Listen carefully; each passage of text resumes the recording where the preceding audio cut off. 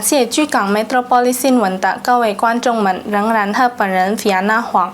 伊斯兰教与中华文化的融合，使得郑和清真寺成为居港市最具标志性的宗教旅游目的地之一。这座清真寺的独特之处有其两座富含伊斯兰哲理的高塔，令其更加引人注目。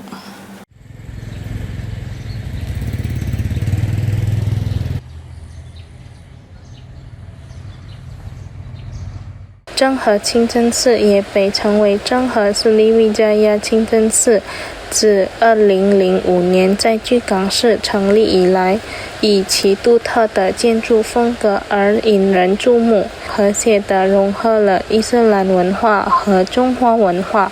根据郑和清真寺的民宿介绍，清真寺的主建筑以粉红色为主，配有对比鲜明的红色柱子，顶部的绿穹隆重而优雅，顶部有新月和星星的标志，令人联想到中东地区的传统清真寺。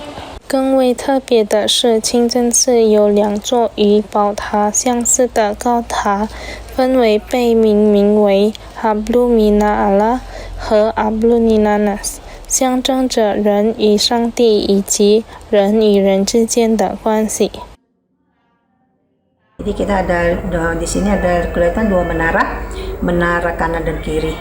Nah, jadi ini menunjukkan bahwa melambangkan ya filosofinya bahwa itu hablum minallah, hablum minannas.